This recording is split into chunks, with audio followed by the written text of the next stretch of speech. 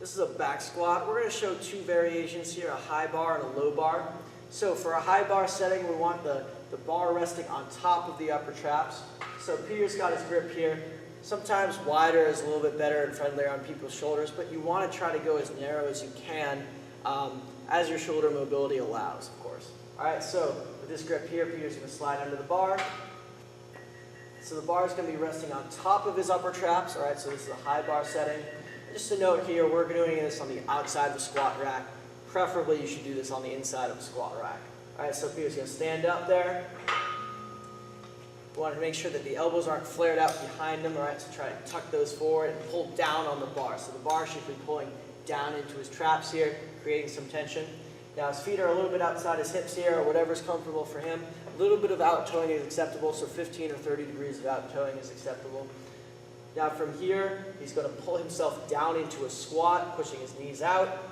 Good. Come back up.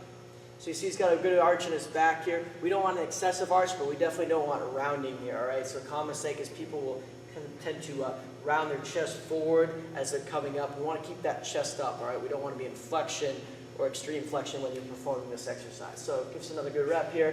He pulls himself down to the floor, comes up, locks out with the glutes at the top, all right? So we don't want a soft lockout. We want to make sure you're squeezing the glutes at the top, okay? So another thing we'll see here is like not using an appropriate depth. People tend to do like half reps where they only go down, you know, maybe a couple of inches and they return up. So maybe prescribe box squats, in which case you're just going to put a box behind you here, lightly tap the box and come back up. And that'll ensure you're using an adequate range of motion.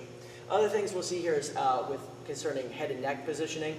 A lot of times people tend to squat in a position of cervical hyperextension, so their head is poked way forward like that. I kind of call that old man posture. You don't want to do this, basically. You don't want to end up like that guy. So we want to cue a double chin here, keeping that neck in a good position when you squat. So the chin can be tucked in here. That's where we want it. The eyes can be looking up, however. All right, so it's not as if you have to be looking down at the ground between your feet. You can be looking out ahead and up for it during this exercise.